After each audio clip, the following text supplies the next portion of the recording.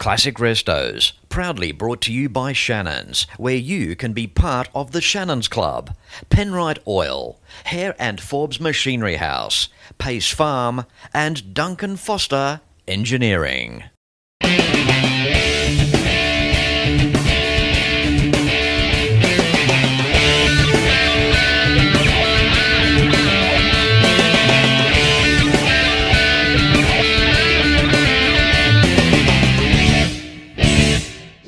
Hello and welcome to another incredible Classic Restos here in Invercargill, New Zealand. Of course, this trip thanks to Venture Southland. Now, I can't wait to bring you today's episode, but before I do, you need to see this.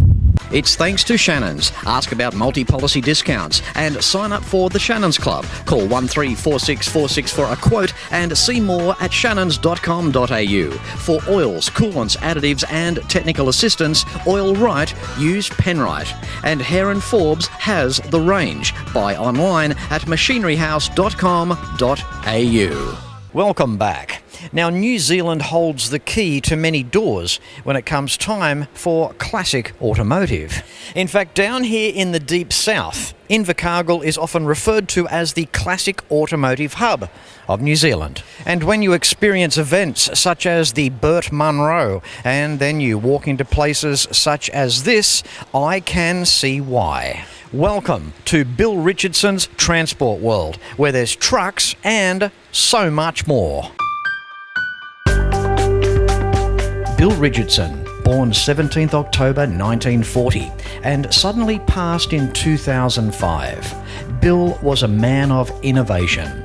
Bill Richardson was inspired by his father and quoted, "My father was undoubtedly the biggest influence in my life. From him, I believe, I gained my fascination for vehicles and machinery."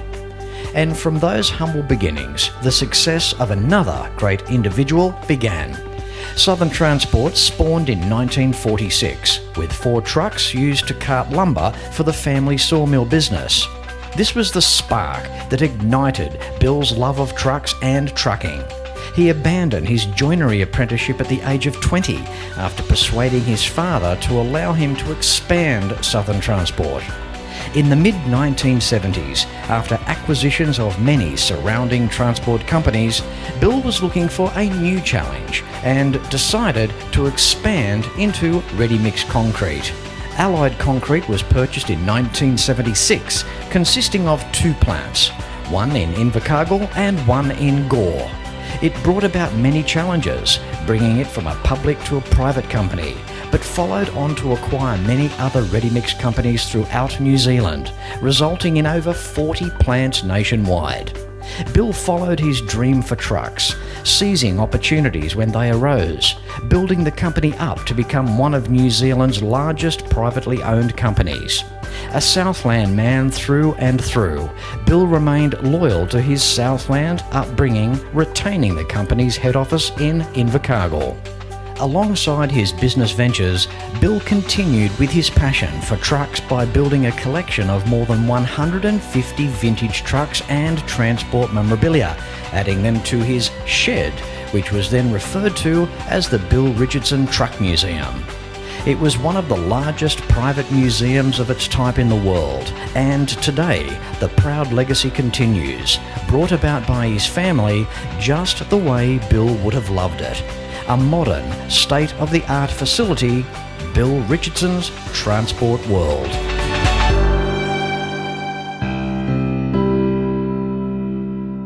What can I tell you about my dad? Well, he was a lovely man. He was, I often think of him as being quite, he came across as quite laid back, but I think his mind was always going a million miles an hour. But he had a real love of machinery, and I often tell a story about how he got locked in an antique shop once because he was lying down underneath a washing machine working out the mechanics of it. So it wasn't just trucks, but he just loved to know how different things ticked. What do I remember most about growing up would be, we spent a lot of time, we used to go for Sunday drives around the transport yards. He did live and breathe business, but he didn't bring it home with him necessarily either. He worked, he wasn't working all weekend, all day, every day. but obviously during the week he was achieving a lot. So the collection, when Dad died, there was 150 vehicles and around 100 petrol Bowsers. And as time went by, we sort of started to, restore some of the trucks that were down in various sheds, and I got a wee bug as well and started collecting some combi vans, and the collection started to diversify a bit, and we were starting to get to the point where we were thinking, what's the point of all this collecting if we're not sharing it? And we started to think, we're sitting on something that's a bit of a gem for Southland, and if we take that next step to open to the public, then we thought that would be a good thing. So away we went. I often think about what Dad would think. I don't know if he would have ever opened to the public, but who knows? I mean, as it continued to grow, he may have ended up feeling the same. I'm not sure how he'd feel about having VW combi vans amongst his collection, but anyway, there you have it. They draw great interest as well. But I think he'd be pretty pleased. I often think if that was me collecting during my lifetime and then it was continued on. I mean, he had a line in the back of his book that said, I just hope that when I die someone will love it enough to carry on. So that certainly happened. It's not just me, there's a whole team behind us, and my husband Scott and my children are interested in the collecting side of things in Transport World as well. So it's a real family affair, really. We definitely up there size-wise when it comes to truck museums. I'm sure that there could be, maybe in America somewhere, I don't know, a bigger truck, like a bigger Mack museum. But I think we have more variety here in our collection because New Zealand trucks were hard to get. So lots of different trucks were brought into New Zealand because people would just take what they could get their hands on. So there was a lot of variety, and that's where Dad started with the American trucks and then led on to collecting the English trucks of the same era. I'm really proud to be able to have this legacy and the opportunity to be able to continue it on and keep the motoring history alive and well.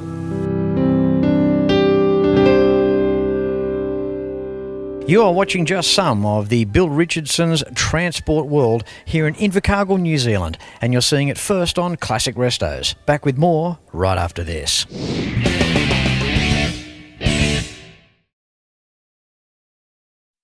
Every weekend around Australia, motoring enthusiasts get together to share their passion for cars and bikes. It's a passion that brings us together. All sorts of people, all sorts of cars and bikes. From the classics of today to the classics of tomorrow. At Shannons, we understand enthusiasts. So when it comes to insurance, it's got to be Shannons. Shannons, insurance for motoring enthusiasts. Call 13 46 46 for a quote. Penrite, Australian-made, family-owned and operated. Make premium quality engine and racing oils, warranty-approved coolants, automatic transmission and manual gear oils, a complete range of engine and fuel additives, heavy-duty and industrial products for every application. Visit penriteoil.com for more information. Penrite, Australian-made for Australian conditions since 1926. If you have a restoration project, Hare and Forbes has the tools that you need. Look at these restoration products: shrinker stretchers, dollies, mallets, bead rollers, profile gauges, professional panel restoration kits, and so much more. Now I warn you, enter at your own risk because you will end up buying something. So come along to your Cap City store or browse and buy online at machineryhouse.com.au because Hare and Forbes has the range. With me now, time for Graham. Now Graham's one of the museum curators here. How are you, mate? Very good, thank you, Fletch. That's good. Pleasure to have you here, and we've got some interesting exhibits to show you. Let me say this, that there are some museums around the world, quite a few that I've been to, and they are all absolutely amazing. This one down here in the south, down in Invercargill of New Zealand, is certainly up there with some of the finest that I've ever seen. So certainly it's a hats off. It's an incredible place. Vehicles behind us such as this Texaco truck. And how cool is that? I mean, it reminds me of the Aeroflow Chrysler from back in the 30s with its swept nose. What can you tell us about this, Graham? Well, that's exactly what it is. It's a 1940 Dodge RX70. It's probably our most well-known exhibit and most photographed. Again, I think it gets back to the red, the bright work as well, and how windswept it looks. I mean, at every angle, even when you stand at the back, I mean, it just screams United States of America all day long. It's just that unparalleled style. And to think it was a truck. Smooth lines. Yeah. Correct. And interestingly, we do have a 1934 DeSoto with the same waterfall grille and very much the same lines, which we intend to restore.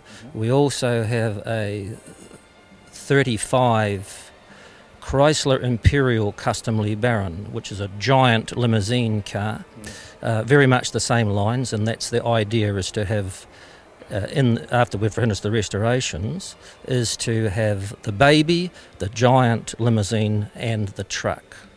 So we've got that to look forward to. Very lucky to secure those vehicles, got them in the country here.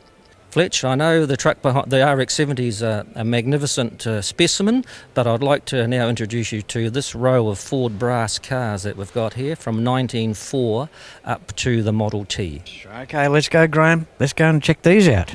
Hey, this bloke's pretty good. No doubt about it, Graham. It was worth walking that 4 metres to the beginning of this row.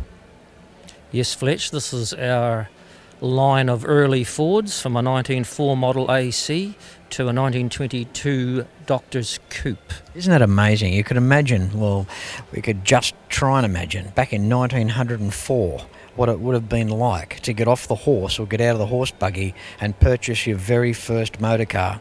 And this one here, that'd be it. Well, this 1904 Model AC would be like getting in a space shuttle, I imagine. We have 7 models of the 8 production models pre the Model T. Wow. As most people will know, the Model T arrived in 1908. There was eight production models before that.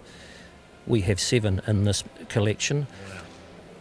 Wow. I think the next place that you would see that would have the 8 would be the museum at Hershey in Pennsylvania. Now, Graham, along this row, though, there's a certain level of opulence as well.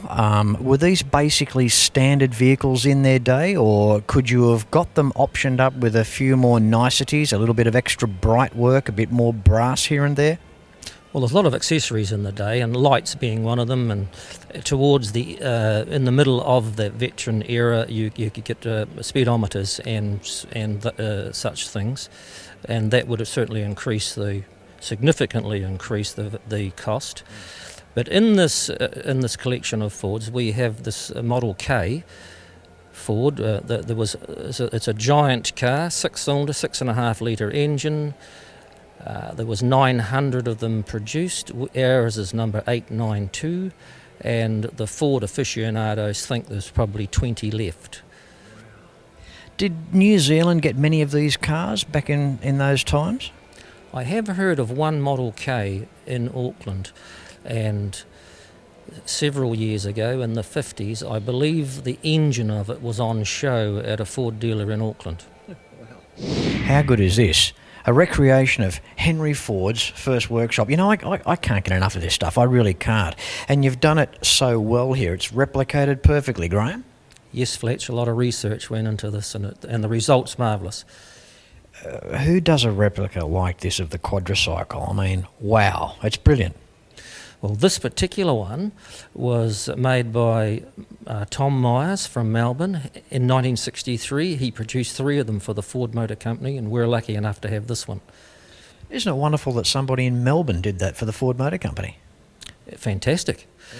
And I've just heard about Mr. Myers, who restored, or just lately has restored, one of the original 3. I think, too, the atmosphere of where this is located is just wonderful. I mean, the timber floor here is just so much like the day as well. We've got a lathe over against the brick wall over there, workbench there with a fuel torch would have been used back in the day. I mean, talk about replicated brilliantly. I love the brickwork, the window in the wall, and as the facts have it too, Henry didn't really think of the size of the quadricycle when he built it. And when he was finished, he had to take bricks out of the doorway so he could get it out of his workshop, right? Yes, that's exactly what I've heard too. And getting back to the workshop here, Joss likes things to be authentic. If you're doing it right. Yeah. Joss, isn't she lovely? Joss is a lovely person. If there's any indication for the people like myself that never got a chance to meet Bill, well, he must have been a great guy as well. Certainly. He was the best exhibit here. If you love your classics, well then you'd love your Americana. And if you love your Americana, how about a trip to the United States of America? Have a look at this. There is nothing quite like a Fletch tour. Carlisle or Ford Nationals, GM Nationals and Chrysler Nationals await you. Book a Fletch tour. It's amazing. Seen some absolutely amazing cars. What an event. Experience Route 66 from Chicago to Vegas or choose the Detroit tour. I would make it a point to go to Fletch Tours and come to Detroit. There are 5 Fletch tours. Select the one that suits you best. See fletchtours.com or contact All Things Travel, Lara.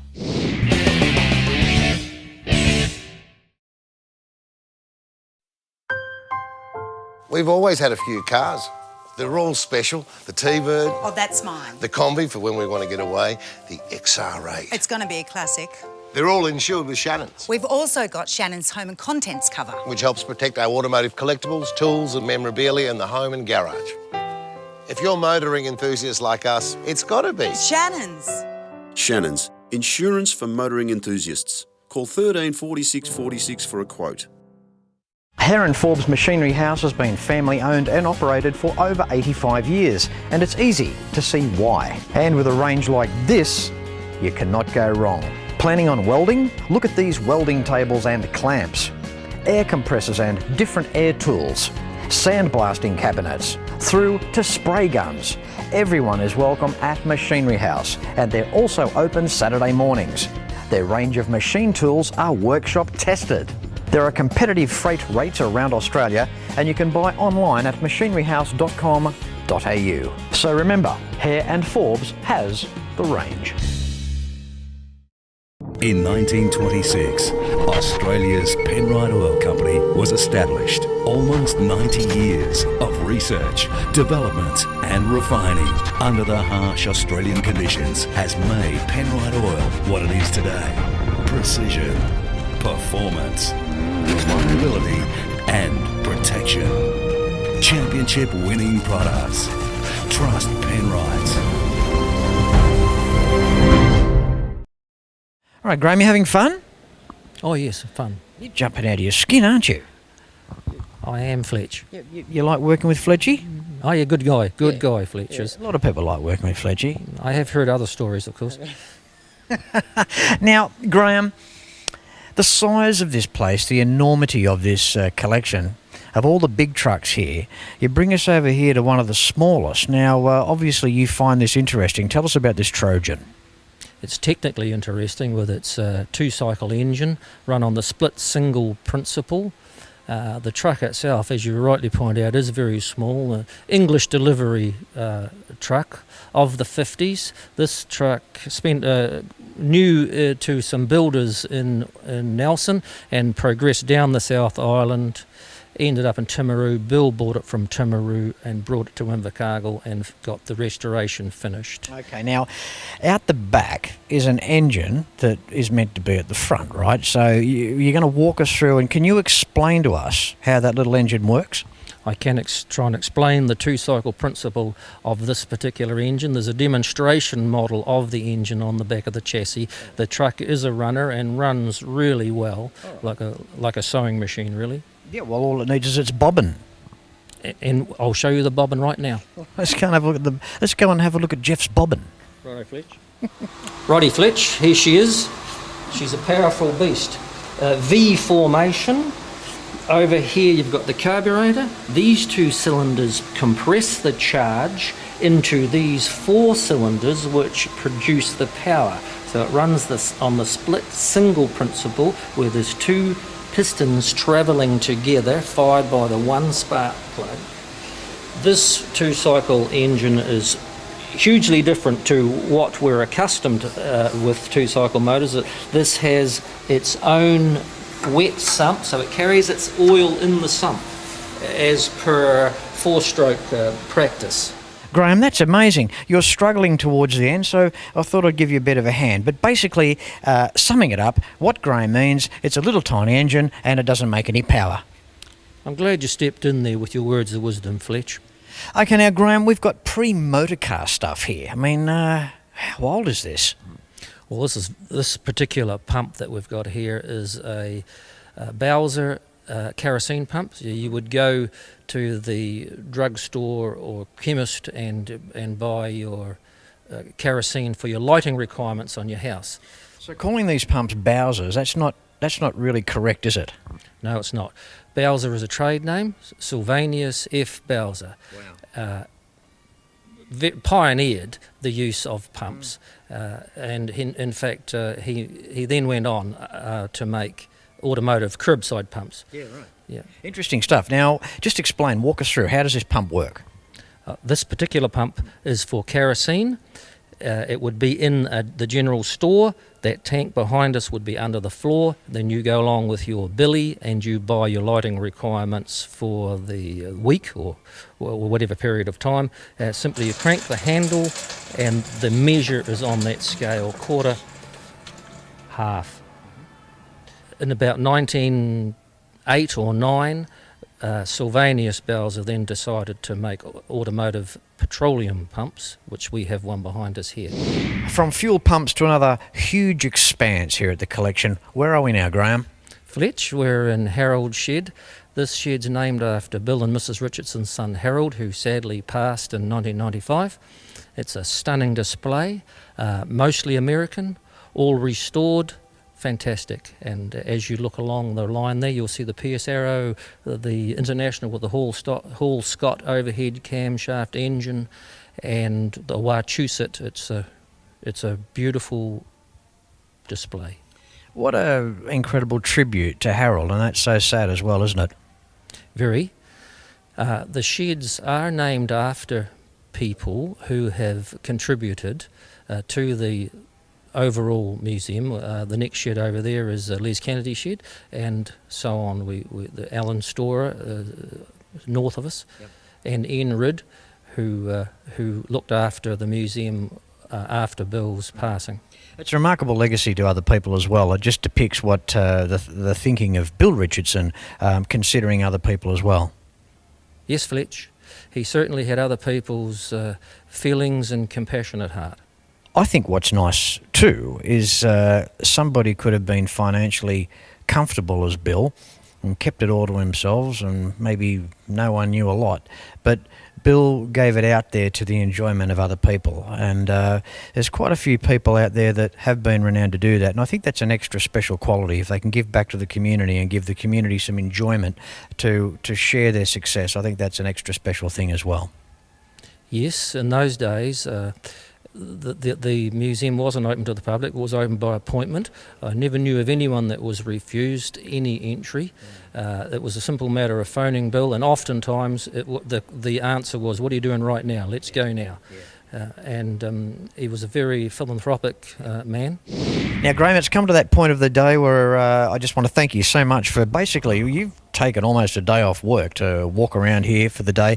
An incredible museum, lost for words. It's one of these places where it's just wow after wow. Doesn't matter what section you go into, you could spend many, many hours here. And Graham, again, thank you so much for your time. You're very welcome, Fletch. It was my pleasure. Good on you, mate. Well done. Thank you. Keep up the good work. Will do. You have seen just some of the most brilliant of museums in the Southern Hemisphere.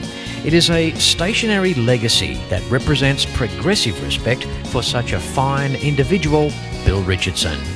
One of the greatest pleasures I have in my job is showcasing the machinery that's out there. And to most, this is a great surprise. It's the wow factor that's a nice side to our hobby. If you can get to Invercargill, you'll be glad that you did. The Southland region offers you just so much. For more information, contact Venture Southland at venturesouthland.co.nz for more information. There's so much to see here, you'll be tripping over stuff. And as I say at the end of every show, no matter where you're watching from, till next week, please ride and drive safe. I'm Fletch, and I thank you very much for watching.